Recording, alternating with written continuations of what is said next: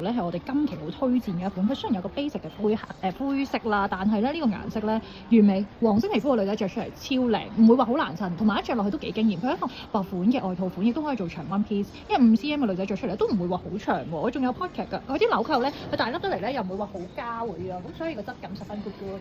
咁又係一個好靚嘅水肉色啦，超級日系感。咩 backpack 啊、大翻 cap 同埋波鞋咧都好襯，好好睇㗎。